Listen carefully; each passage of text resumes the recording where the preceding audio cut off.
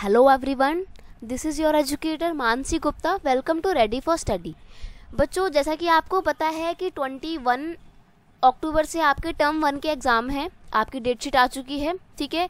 और सीबीएसई ने अपनी डोई डेली वर्कशीट की जो वेबसाइट है उसमें आपके लिए एक प्रैक्टिस सेट का लिंक जो है जनरेट किया है, जिसमें आपको सारे ही प्रैक्टिस पेपर मिल जाएंगे हर सब्जेक्ट के।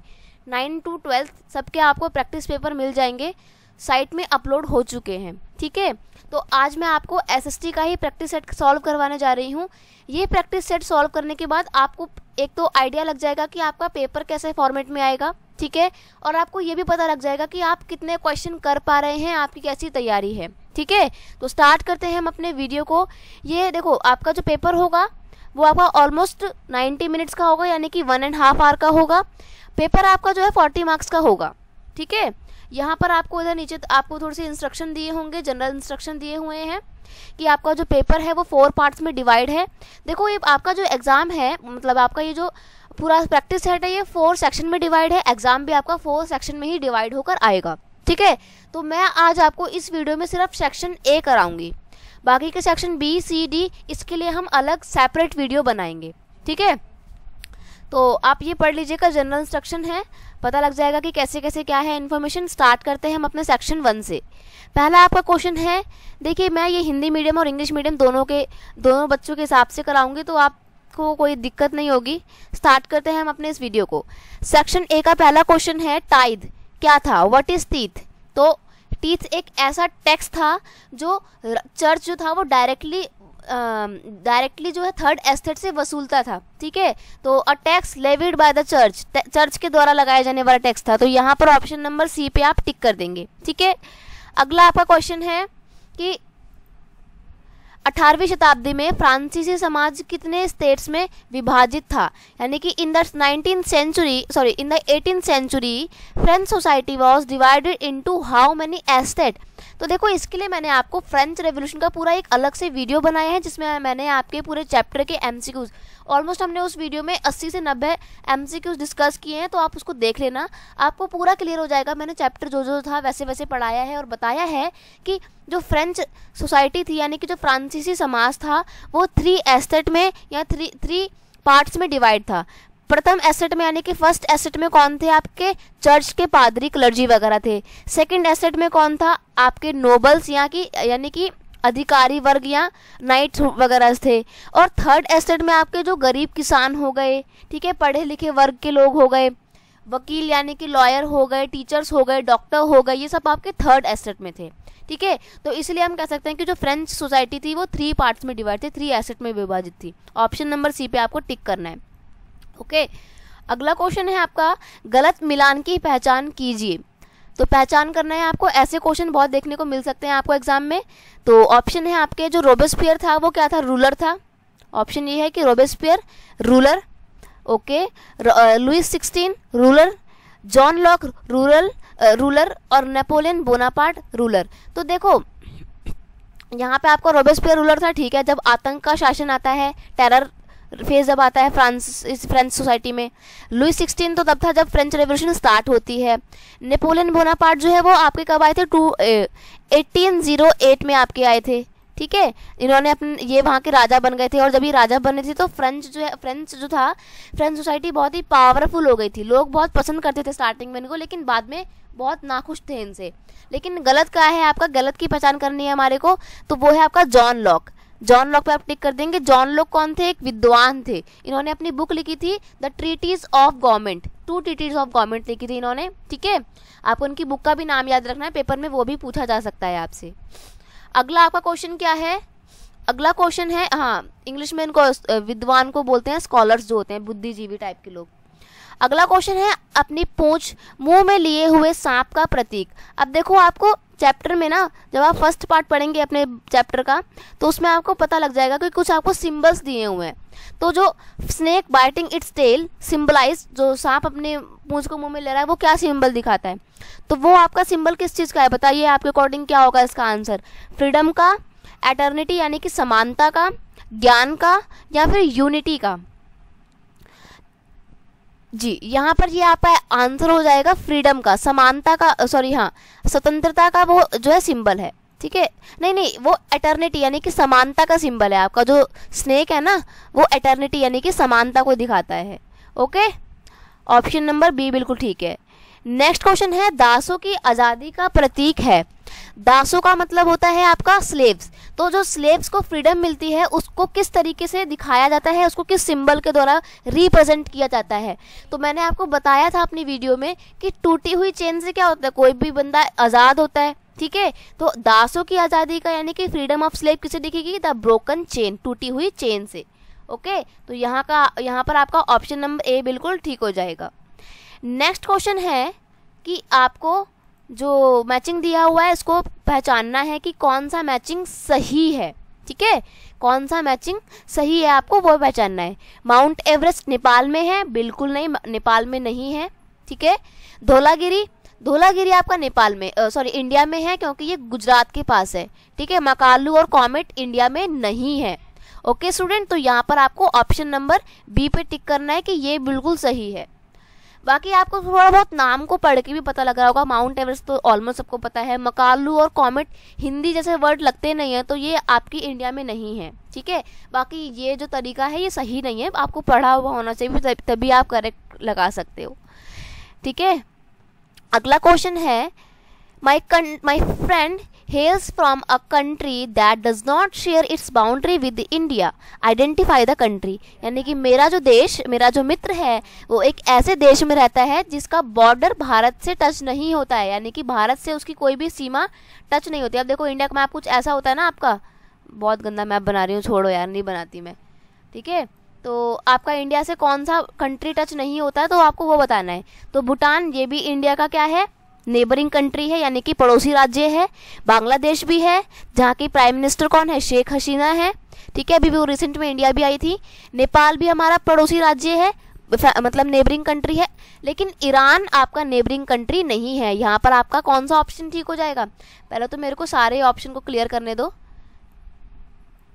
अब आपका लगाते हैं टिक कि आपका यहाँ पे ईरान बिल्कुल ठीक है। ठीक है, आपको ईरान पे टिक करना है कि ईरान जो है वो इंडिया का नेबरिंग कंट्री नहीं है, तो उसका फ्रेंड वहां से बिलोंग कर सकता है। ठीक है स्टूडेंट, हाँ जी। अब आते हैं हम आपके नेक्स्ट क्वेश्चन पे। तो नेक्स्ट क्वेश्चन है क्वेश्चन नंबर 8 कि 82 डिग्री 30 पूर्वी देशांतर रेखा कहलाती है, यानी कि 82 degree 30 east longitude is called as. तो उसको क्या कहा जाता है, कर्क रेखा, यानी कि Tropic of Cancer. Tropic of Cancer जो भारत के बीच में से लेकर एक लाइन जाती है ना, वो भारत का मानक माध्याय है, या श्रीलंका का मानक माध्याय, या फिर मकर रेखा। तो देखो ये आपका जो ईस्ट लॉन्गिट्यूड 82 डिग्री 30 है ना, ये आपका प्राइम मेरिडियन ऑफ इंडिया है। ठीक है, ये लाइन जो है वो इंडिया में जो टाइम होता है ना, टाइम उसको डिसाइड करती है, और ये भारत में उत्तर प्रदेश राज्य के मिर्जापुर से होकर गुजरती है। ठीक है, तो आपको ध्यान रखना है, ये थोड़ा सा आपका ज्योग्राफी का क्वेश्चन है। नेक्स्ट क्वेश्चन है, निम्नलिखित में से किस भारतीय राज्य की सीमा पाकिस्तान से नहीं मिलती। तो ऐसा ही क्वेश्चन हमने ऊपर पढ़ा था, हमने बस ये देखा था कि कौन सा ऐसा कंट्री है जो इंडिया का नेबरिंग कंट्री नहीं है, तो हमने उसमें ईरान ऑप्शन लगाया था। ठीक है, अब हमारे को पूछा है कि पाकिस्तान से कौन से स्टेट का बॉर्डर टच नहीं होता है। तो देखो पंजाब सा होता है, पंजाब का वाघा बॉर्डर आपने जरूर सुना होगा। ठीक है, और बात करी जाए गुजरात की, तो यहाँ पे रन ऑफ कच्छ, यहाँ पे बैटल भी हुई थी एक। ओके, कौन सी बैटल हुई थी, यहाँ पे बैटल हुई थी भारत और पाकिस्तान की 1949 वाली जो है लड़ाई हुई थी। नहीं 1949 नहीं, 1965 वाली लड़ाई हुई थी, जब आपके कौन थे, लाल बहादुर शास्त्री आपके प्राइम मिनिस्टर थे। ओके, हिमाचल प्रदेश जो है एक ऐसा स्टेट है जिसका बॉर्डर बिल्कुल भी टच नहीं होता है पाकिस्तान से, इसका बॉर्डर चाइना से टच होता है। ठीक है, तो आपको याद रखना है। अब देखो जब आप इंडिया का मैप देखोगे तो आप देखोगे कि इधर पंजाब है आपका, और इधर हिमाचल प्रदेश है, और यहाँ पे आपका पाकिस्तान है, और नीचे आपका राजस्थान आ जाएगा, और इधर जो ऐसे करके थोड़ा शेर के जैसा मुंह जाता है, ये आपका गुजरात है। तो गुजरात भी टच होता है आपका। ठीक है, थोड़ा सा मैप समझने का ट्राई करना, बड़ा गंदा मैप बन रहा है बट ओके। तो ये आपका हिमाचल प्रदेश है, और हिमाचल प्रदेश की सीमा जो है, यानी कि हिमाचल प्रदेश जो है बिल्कुल भी बाउंड्री शेयर नहीं करता है पाकिस्तान के साथ। ठीक है, नेक्स्ट क्वेश्चन है आपका कि अरब सागर कहाँ पर स्थित है, यानी कि अरेबियन सी इंडिया के किस पार्ट में लोकेट करता है। तो देखो गुजरात के जस्ट नीचे और बॉम्बे के इस बगल में जो है क्या है आपका अरेबियन सी है, ठीक है। तो अरेबियन सी आपका पड़ता है वेस्ट डायरेक्शन में, ठीक है। आप जब इंडिया का मैप देखे होंगे, ऐसे करके इंडिया का मैप है थोड़ा सा, तो इधर जो है आपका बे ऑफ बंगाल है यानी कि बंगाल की खाड़ी है, और इधर की साइड आपका क्या है अरेबियन सी यानी कि अरब सागर है। तो ये आपका पड़ता है वेस्ट एरिया, ठीक है, और ये पड़ता है ईस्टर्न एरिया। तो यहाँ पर आपका वेस्ट में पड़ता है, इसलिए आपको क्या करना है टिक, ऑप्शन नंबर बी पे टिक कर देंगे, पश्चिम में है ये भारत के, ठीक है। अगला आपका क्वेश्चन है हिमालय के सबसे उत्तरी श्रृंखला को क्या कहा जाता है। अब देखो जब आप देखोगे कि जम्मू कश्मीर से लेके स्टार्ट होती है, जम्मू कश्मीर, हिमाचल प्रदेश, उत्तराखंड, नेपाल वगैरह का एरिया जहाँ पे आपका माउंट एवरेस्ट भी है, ठीक है, ये पूरा आपका हिमालय की पहाड़ियाँ हैं, ओके। तो जो सबसे टॉप में उत्तर के एरिया में पड़ती है यानी कि जो नॉर्थन साइड नॉर्थ में पड़ता है आपका top most area of Himalayan mountain, उसको क्या कहा जाता है, तो उसको हम कहते हैं हिमाद्री। यहाँ पर आपको ऑप्शन नंबर डी पे टिक करना है, ठीक है। नेक्स्ट क्वेश्चन है आपका कि भांगर क्या है, व्हाट इज भांगर। तो भांगर को हम किस नाम से जानते हैं, देखो भांगर जो होता है, एक आपने पढ़ा होगा खादर और एक आपने पढ़ा होगा भांगर, ठीक है। ये आपका ज्योग्राफी का चैप्टर है, जो एग्रीकल्चर वाला चैप्टर है, उसमें है खादर और भांगर। तो खादर जो होता है वो आपका होता है न्यू एलुवियल सॉइल, और जो भांगर होता है वो आपका होता है ओल्ड एलुवियल सॉइल। तो यहाँ पर आपको बी पे टिक करना है, ऑप्शन नंबर बी बिल्कुल ठीक है कि पुराना जलोढ़ का मैदान भांगर कहलाता है, ठीक है। आपका जो मुंबई और महाराष्ट्र नागपुर का जो एरिया है वो सारा आपका पुराना भांगर से ही बना, ये भांगर से ही बना हुआ है यानी कि ओल्ड एलुवियल सॉइल से, ठीक है। नेक्स्ट क्वेश्चन है निम्नलिखित में से किसे 2002 में पाकिस्तान में लीगल फ्रेमवर्क ऑर्डर किसने लागू किया था, ठीक है। तो which among of the following issued the legal framework order in 2002 इन पाकिस्तान। तो पाकिस्तान में किसने लॉन्च किया था, वो किसने लागू किया था, परवेज मुशर्रफ ने, जनरल परवेज मुशर्रफ ने लॉन्च किया था वो। तो ऑप्शन नंबर डी पे आपको टिक कर देना है, ठीक है।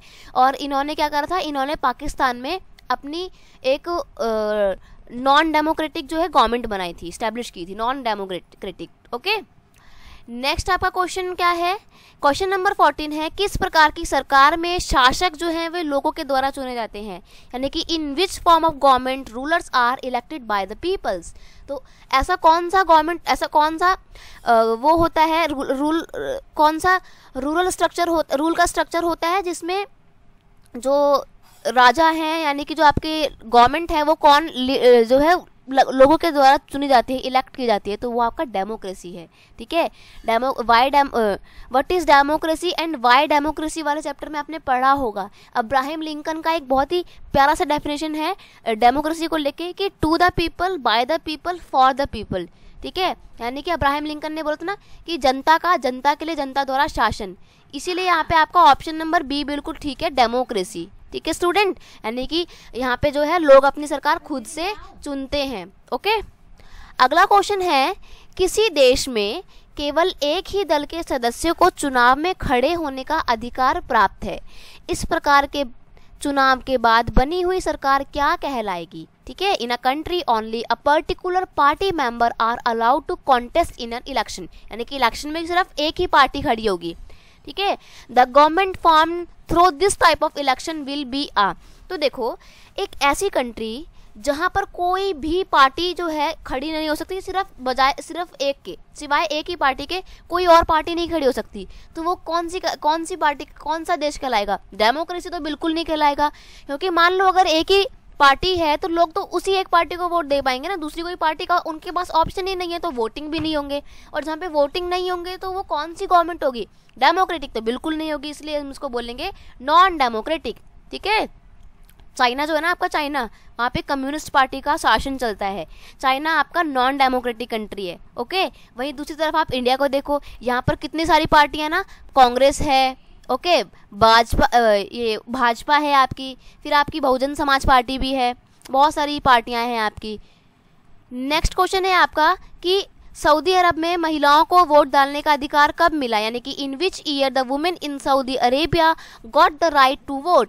यहाँ पर आपका 2015 बिल्कुल सही हो जाएगा। 2015 में सऊदी अरब में महिलाओं को वोट डालने का अधिकार मिला। ये बहुत ही बाद में जाके महिलाओं को वोट डालने का अधिकार मिला था, बल्कि मान लो कि पूरे वर्ल्ड में ऑलमोस्ट सभी कंट्रीज की विमेंस को वोट डालने का राइट मिल चुका था, बट सऊदी अरेबिया एक ऐसी कंट्री थी जिसमें 2015 में यानी कि बहुत बाद में जाके वुमेन्स को वोट डालने का राइट मिला। ठीक है, तो सोचो इंडिया कितना अच्छा है, अपना प्यारा भारत है, अपना देश से बहुत प्यार करो। नेक्स्ट क्वेश्चन है क्वेश्चन नंबर 17, निम्नलिखित में से किसने स्वतंत्रता के बाद भारतीय रियासतों के विलय में निर्णायक भूमिका निभाई थी? ठीक है, मतलब which among the following play a decisive role in the integration of the princely state of India after independence. अब देखो यहाँ पर एक बात समझना बहुत ज़रूरी है कि जब भारत आज़ाद हुआ था, ठीक है, जब अंग्रेज चले गए थे तो उन्होंने कहा था कि अब हम भारत को आज़ाद करते हैं, अब आप देख लो, आपको अपना जैसा देखना है। तो उस टाइम पता है क्या हुआ था, जो छोटे छोटे राजा रजवाड़े थे, प्रिंसली स्टेट्स थे, उन्होंने क्या करा था, उन्होंने बोला कि हम तो गवर्नमेंट का पार्ट नहीं है, इंडियन गवर्नमेंट का, हम एक अपना अलग ही राज दरबार बनाएंगे, हमारी अपनी खुद की गवर्नमेंट होगी, हम वहाँ के राजा होंगे। ठीक है, तो भाई इंडिया के लिए तो बहुत बड़ी प्रॉब्लम हो जाएगी। ऐसे तो बहुत सारे छोटे छोटे राज्य बन के आ गए थे, बहुत सारे प्रिंसली स्टेट थे, 543 थे, नहीं 543 नहीं थे, थोड़े और से भी ज़्यादा ही थे। ठीक है, तो आप याद देख लेना अपनी बुक में, एग्जैक्ट मेरे को याद नहीं आ रहा है। तो बहुत सारे आपके प्रिंसली स्टेट थे। अब सबने बोला कि हम इंडिया में शामिल नहीं होंगे, तो इंडिया के लिए तो बहुत बड़ी प्रॉब्लम आ गई। तो इंडिया से एक बंदा निकल के बाहर आया था, उस इंसान को आज आयरन मैन ऑफ इंडिया यानी कि भारत का लौह पुरुष के नाम से भी जाना जाता है। और उनका नाम क्या है, उनके लिए गुजरात के केवड़ी नामक गांव में एक बहुत बड़ा स्टैचू भी बना है, वो वर्ल्ड का सबसे बड़ा स्टैचू है। ठीक है, तो वो कौन है आपके माइंड में अब क्लिक हो गया होगा। ऑप्शन नंबर डी बिल्कुल ठीक है, सरदार वल्लभ भाई पटेल। ठीक है, इन्हें आयरन मैन ऑफ इंडिया भी कहा जाता है क्योंकि इन्होंने जो रोल प्ले किया था इंडिया को यूनाइटेड करने का, इंडिया के सभी प्रिंसली स्टेट को एक करने का, वो लाजवाब था, वाकई लाजवाब था। आगे की क्लासेस में आप पढ़ेंगे कि कैसे कैसे इन्होंने जम्मू कश्मीर को, जूनागढ़ को, हैदराबाद को अपने में मिलाया था, इंडिया में मिलाया था। ठीक है, बहुत सारी इन्होंने कॉन्स्पिरेसी रची थी, तो ये बहुत ज़्यादा इंपॉर्टेंट रोल प्ले करते हैं, ये इसलिए आयरन मैन है। और अगर बात की जाए आयरन लेडी की, तो वो कौन है, वो है आपकी इंदिरा गांधी। ठीक है, नेक्स्ट क्वेश्चन है, संविधान सभा के अध्यक्ष कौन थे? ठीक है, who was the president of constituent assembly. देखो इंडिया में जब संविधान बनाया जा रहा था, कॉन्स्टिट्यूशन बनाया जा रहा था, अब जरा मुझे कमेंट सेक्शन में आप लोग बता देना कि जो संविधान बनाने में कितना टाइम लगा था, यानी कि इंडिया का जो कॉन्स्टिट्यूशन था कितना टाइम में पूरा बनकर तैयार हो गया था। ठीक है, आगे मैं बताऊंगी कि किस डेट को बन के तैयार हुआ था। तो जो अब बनाया गया था कॉन्स्टिट्यूशन, तो वो एक पूरी असेंबली में मिल के बनाया था, वहाँ पे बातचीत होती थी, जो भी बिल पेश करा जाता था, जिसको लागू करना था, जिसको कानून बनाना था, उसके ऊपर पूरी एक बैठक होती थी। ठीक है, तो जो बैठक होती थी उसको लीड कौन कर रहा था, तो वो थे आपके राजेंद्र प्रसाद। ठीक है, राजेंद्र प्रसाद जो थे वो वहाँ के प्रेसिडेंट थे, किसके, कॉन्स्टिट्यूएंट असेंबली के। ओके, अब आपका देखो नेक्स्ट क्वेश्चन आ गया। मैं जो बता रही थी कि मैं बताऊंगी कि आपको संविधान कब बनकर तैयार हुआ था, तो हमारा कॉन्स्टिट्यूशन कब बनकर तैयार हुआ था।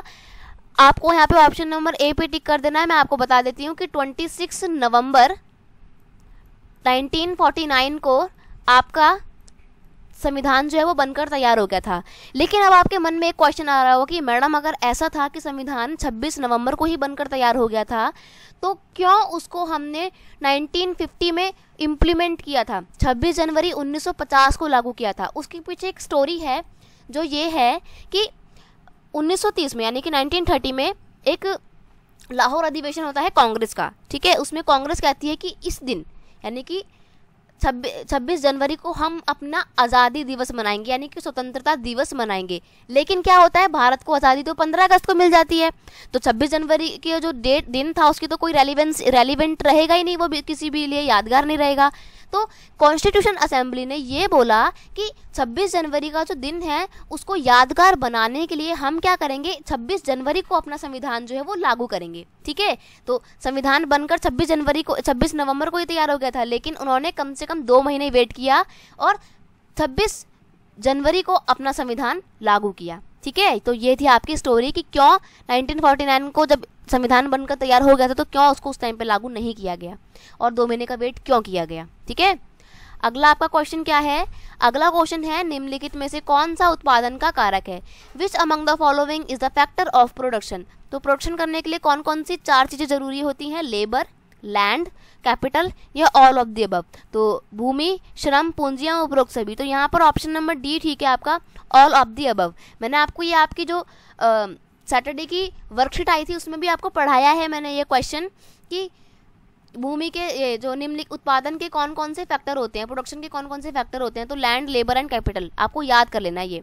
ठीक है, अगला आपका क्वेश्चन क्या है, अगला क्वेश्चन है which among the following economic activity are done in the Palampur village. तो जो पालमपुर विलेज था उसमें कौन सी आर्थिक क्रिया की जाती थी, ये भी बताया था। एग्रीकल्चर, परिवहन, लघु एवं कुटीर उद्योग। लघु एवं कुटीर मतलब जो स्मॉल स्केल पे जो इंडस्ट्रीज चलाई जाती हैं, छोटी छोटी इंडस्ट्री होती है, जैसे कि अगरबत्ती बनाने की इंडस्ट्री हो गई, माचिस बनाने की इंडस्ट्री हो गई, पापड़ वगैरह बनाने की इंडस्ट्री हो गई, जो घरों घरों में चलती है वो, या उपरोक्त सभी। तो एग्रीकल्चर भी ठीक है, ट्रांसपोर्ट भी ठीक है, स्मॉल कॉटेज स्केल इंडस्ट्री भी ठीक है। तो इसलिए आपको क्या करना है, ऑल ऑफ द अबव पे टिक कर देना है। ठीक है, डी आपका ऑप्शन बिल्कुल सही हो जाएगा। नेक्स्ट आपका क्वेश्चन क्या है कि कमल मिट्टी के बर्तन बनाने का काम करता है। ठीक है, बिल्कुल सही बात है। बताइए कि वह किस क्षेत्र से जुड़ा हुआ है, यानी कि कमल वर्क एज अ पॉटर, यानी कि वो पॉटर का काम करता है कमल। तो वो कौन से state he is engage in which sector, तो वो कौन से सेक्टर से जुड़ा हुआ है। तो देखो मैं आपको बता दूं कि आपको प्राइमरी 3 सेक्टर होते हैं, प्राइमरी सेक्टर, सेकेंडरी सेक्टर और टर्शियरी सेक्टर, यानी कि प्राथमिक क्षेत्र, द्वितीयक क्षेत्र और तृतीयक क्षेत्र। तो जो प्राइमरी सेक्टर होता है, प्राथमिक क्षेत्र होता है, उसमें आपका एग्रीकल्चर और पशुपालन एक्टिविटी, यानी कि क्या होता है जो एनिमल्स वगैरह को हम पालते हैं वो सब कुछ इसमें आता है प्राइमरी सेक्टर में। ठीक है, सेकेंडरी सेक्टर में आपको जितनी भी इंडस्ट्रीज होती हैं, जितना भी प्रोडक्शन का काम होता है वो सेकेंडरी सेक्टर में आता है। और टर्शियरी सेक्टर में आपका होता है सेवा क्षेत्र भी इसको बोलते हैं, यानी कि इसमें आपको सारी सर्विस प्रोवाइड की जाती है, जैसे कि बैंकिंग हो गई, टीचिंग हो गई, डॉक्टरी हो गई, ये सारे आपके क्या है सर्विस सेक्टर है। ओके, तो आपका जो कमल है वो मिट्टी बनाता है, मिट्टी के बर्तन बनाता है, तो कुछ भी बना रहा है, किसी भी चीज का प्रोडक्शन कर रहा है, तो वो आपका सेकेंडरी सेक्टर हो जाएगा। तो यहाँ पे ऑप्शन नंबर बी पे आप टिक कर देंगे। ठीक है, चलिए अगला क्वेश्चन क्या है आपका, समिधा एक कामकाजी महिला है। ठीक है, वर्किंग वुमेन है, उसे सावैतनिक अवकाश और सामाजिक सुरक्षा प्राप्त है। बताइए वह रोजगार के किस क्षेत्र में शामिल है, या किस क्षेत्र के रूप में काम करती है। तो समिधा इज अ वर्किंग वुमेन, काम करने वाली वुमेन है। शी गेट्स पेड लीव्स, उसको छुट्टियों मतलब जब वो छुट्टी करती है या उसको मिनिमम छुट्टी भी मिलती है। सोशल सिक्योरिटी भी है, यानी कि सामाजिक सुरक्षा भी मिलती है उसे, यानी कि इंश्योरेंस वगैरह हो गया, ग्रेजुटी हो गई, ये सब मिलता है। तो वो किस तरीके की एम्प्लॉयमेंट है, ठीक है, ऑर्गेनाइज सेक्टर की एम्प्लॉयमेंट है, अनऑर्गेनाइज की है, बोथ ए एंड बी या नन ऑफ द अबव, यानी कि संगठित क्षेत्र में काम करती है, असंगठित क्षेत्र में काम करती है, ए और बी दोनों ही या इनमें से कोई नहीं। तो देखो भाई आपके अकॉर्डिंग क्या होगा, तो आपने सोच लिया होगा अपने मन में, नहीं सोचा तो सोच लेना। ठीक है, मैं बाकी बता देती हूँ आपको कि क्या है इसका आंसर। सबसे पहले तो आपको बता देती हूँ कि संगठित और असंगठित यानी कि ऑर्गेनाइज और अनऑर्गेनाइज सेक्टर क्या होता है। ऑर्गेनाइज सेक्टर वो होता है जिसमें आपकी जो जॉब है वो सिक्योर होती है, आपको कभी भी निकाला नहीं जाएगा, प्लस आपको अगर आपको कुछ आप काम करते हैं तो आपको मंथ में कुछ दिन जो है वो छुट्टी मिलेगी, साल भर में कोई से दिन मिल जाए या मंथली कोई दिन मिल जाए जिसमें आप छुट्टी करते हैं और आपके पैसे भी नहीं कटते, तो अवकाश का भी पैसा मिलता है, तो वो आपका होता है ऑर्गेनाइज सेक्टर। ओके, अगर बात करें अनऑर्गेनाइज सेक्टर की, तो ये वो क्षेत्र होता है जहाँ पर आपका काम जो है वो निश्चित नहीं होता है, काम की कोई भी सिक्योरिटी नहीं होती है, और जितने भी दिन आप छुट्टी करते हैं उसका कोई पैसा आपको नहीं मिलता है। जैसे कि ये जो ठेली लगाने वाले होते हैं, रिक्शा चलाने वाले लोग होते हैं, ये आपके अनऑर्गेनाइज सेक्टर में होते हैं। तो समिधा जो है वो कामकाजी महिलाएं हैं और एक ऐसी महिला है जिसको अवकाश के साथ साथ पैसा भी मिलता है, मतलब सावैतनिक अवकाश, यानी कि शी पेड लीव्स, तो छुट्टी करने का उसको पैसा मिलता है। तो ये कौन सा सेक्टर हो जाएगा, आपका ऑर्गेनाइज सेक्टर हो जाएगा, संगठित क्षेत्र हो जाएगा। ठीक है, तो बिल्कुल भी आपको कंफ्यूज नहीं होना है। नेक्स्ट क्वेश्चन है, निम्नलिखित में से कौन सा HYV बीजों का अवगुण है। अब देखो एग्रीकल्चर में ना HVY जो है सीड यूज की जाते हैं, सीड्स जो है वो यूज किए जाते हैं ताकि प्रोडक्शन को बढ़ाया जा सके, लेकिन इसके कुछ डीमेरिट्स भी हैं। अब डीमेरिट्स क्या हैं, तो ऑप्शन पढ़ते हैं। सबसे पहले तो हम अपने देखो पेपर करने से पहले आपको सारे ऑप्शन पढ़ने हैं, बहुत इंपॉर्टेंट होता है वो। रासायनिक उर्वरकों का प्रयोग यानी कि excessive use of fertiliser. Bhoom जलस्तर में कमी यानी कि decrease in water table. Water table मतलब जो लैंड के अंदर का पानी होता है ना, लैंड वाटर, उसको बोलते हैं। भूमि की उर्वरता में कमी यानी कि लैंड की जो फर्टिलिटी है, सॉइल फर्टिलिटी, उसमें कमी आ रही है, वो डिक्रीज हो रही है, या उपरोक्त सभी, ऑल ऑफ द अबव। तो यहाँ पर आपका ऑप्शन नंबर डी बिल्कुल ठीक हो जाएगा कि जो HVY बीज होते हैं ना, इससे सिर्फ प्रोडक्शन अच्छी होती है, बाकी इससे लॉन्ग टर्म में जाके बहुत ही नुकसान, बहुत सारे प्रॉब्लम्स होते हैं। ठीक है, बहुत सारे प्रॉब्लम्स होते हैं। ओके, तो बस अभी हम आपका खंड खा यानी कि सेक्शन ए ही कर रहे हैं। नेक्स्ट वीडियो में हम सेक्शन बी जो है डिस्कस करेंगे। ठीक है, तो अगर आपको वीडियो अच्छा लगता है तो इसको अपने क्लास ग्रुप में अपने दोस्तों के साथ शेयर कीजिए, वीडियो को लाइक कीजिए, कमेंट कीजिए और सब्सक्राइब कर दीजिए चैनल पे अगर आप नए हैं तो। मिलते हैं नेक्स्ट वीडियो में, तब तक के लिए thank you so much, bye bye.